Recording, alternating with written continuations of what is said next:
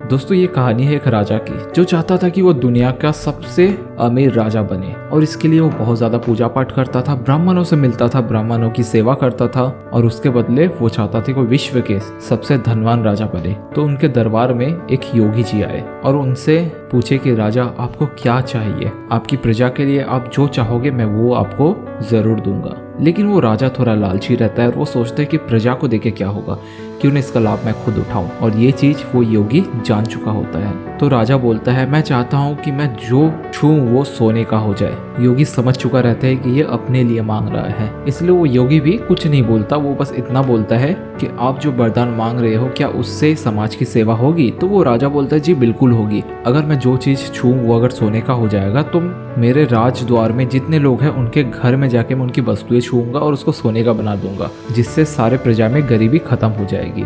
लेकिन योगी समझ चुका होता है कि यह राजा झूठ बोल रहा है, लेकिन वो योगी वरदान दे देता है कि आप जो छुओगे वो सोने का हो जाएगा।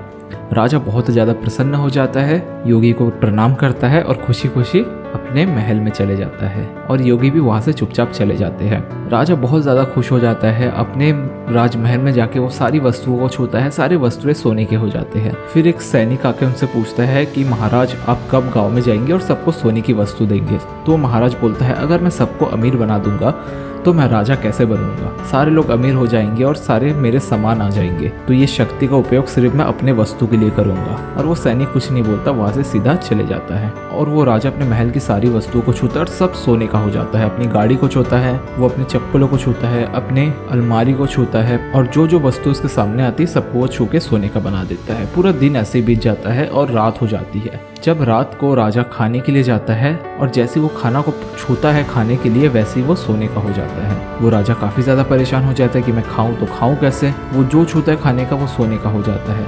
वो चम्मच से खाने की कोशिश करता है, चम्मच और खाना दोनों सोने का हो जाता है और ऐसे ही वो पूरे रात बिन खाए सो जाता है। जैसे सुबह होता है तो खाने की तरफ दौड़ के जाता है, जैसे खाने को छूता है फिर से वो सोने का हो जाता है। राजा पूरी तरीके से चिड़चिड़ा जाता है, उसको समझ नहीं आता कि वो करे तो करे कैसे। वो अपने महारानी को बुलाता है और महारानी को बोलता है आप मुझे खिला के दे।